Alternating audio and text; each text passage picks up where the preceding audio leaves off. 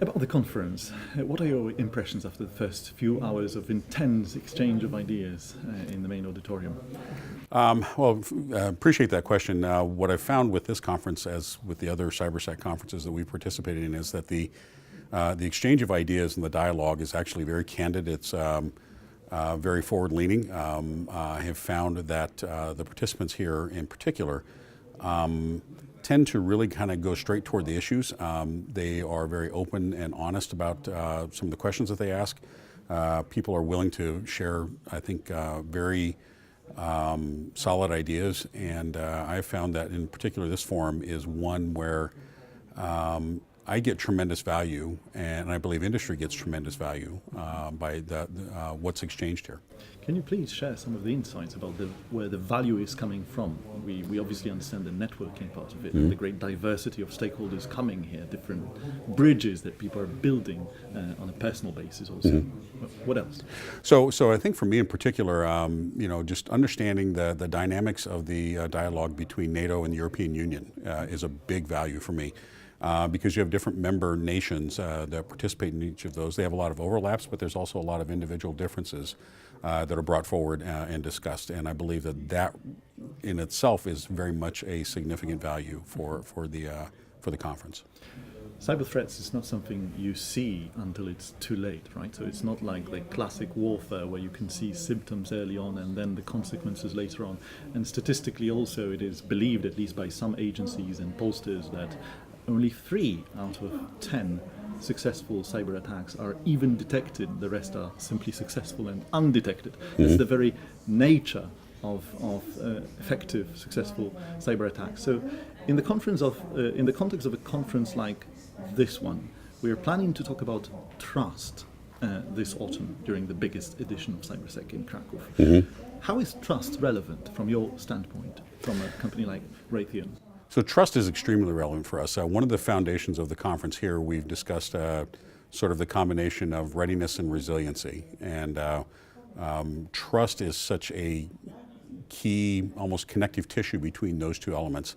And I think that's very critical to be discussing in this forum and any other forum where we're discussing cybersecurity.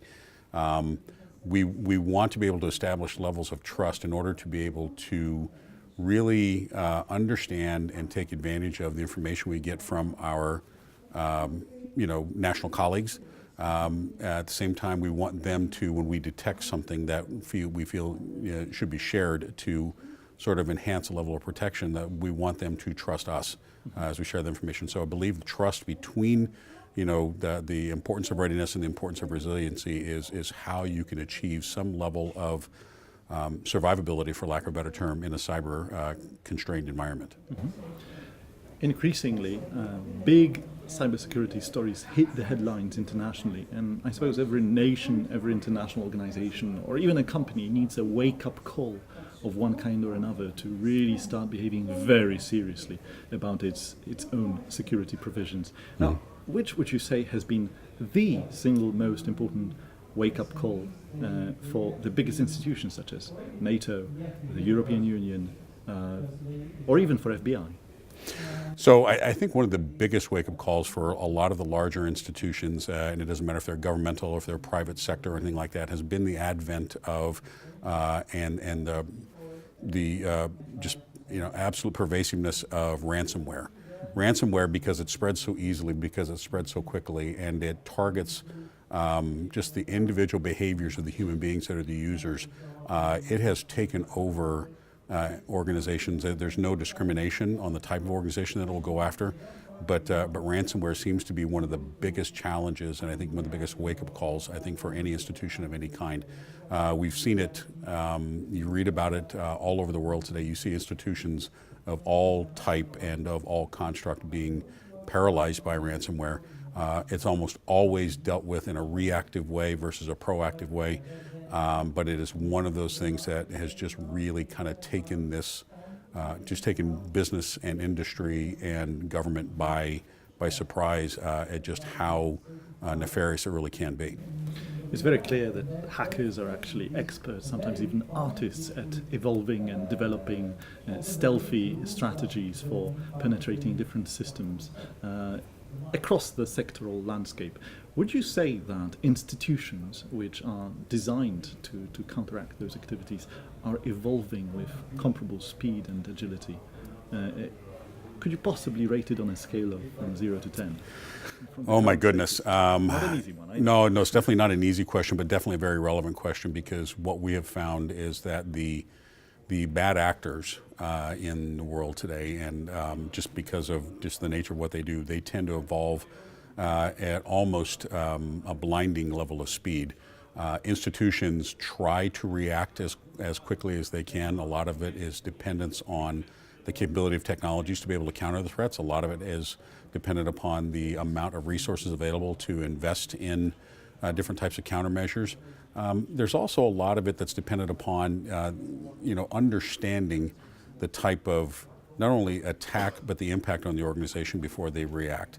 Organizations and businesses have gotten better, but there's still room for improvement. If I were to rate it on a scale of a 1 to 10, I'd say that industry as a whole is probably at about between a 6 and a 7. It's getting better, but there's still opportunity to improve.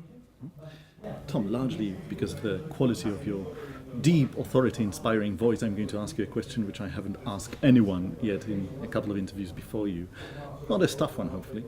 The question is, there is a certain mythology surrounding hackers, even legends, not necessarily negative, in the sense some of them have this Robin Hood-esque twist to it, in the sense you do justice, you call those hackers white hats in some instances, but even on the darker side of the spectrum, there is a certain, I wouldn't call it ethics, but there is a certain mindset, philosophy of how those people operate and what drives them, what inspires them to act. And they are hugely talented, extremely versatile people, right? So my question is, how are both businesses, large international businesses, or even technology startups, attracting the best of talent with similar mythology? Do you think it's possible to create the kind of positive mythology around the biggest institutions such as the EU, for instance? I think it is. I've always had throughout my career a healthy level of respect for individuals that have that type of talent and skill set, because it is just that. Oftentimes it's born out of curiosity. Oftentimes it's born out of wanting to be able to demonstrate the level of skill that they might have. But I've always held a level of respect. I think that institutions, it could be the EU, it could be defense organizations, it could be government ministries or anything like that, have really started to embrace the idea that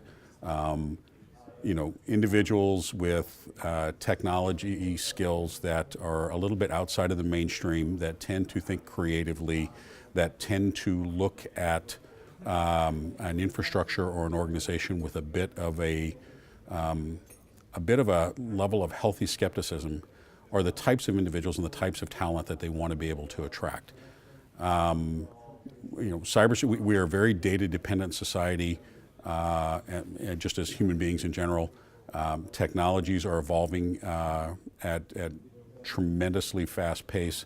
I believe that organizations look for individuals with the types of skills, the types of thinking, the types of talent that look at things just a little bit differently, and bringing them in as a way to be able to shore up their defenses and really try to change the game when it comes to being able to protect an organization.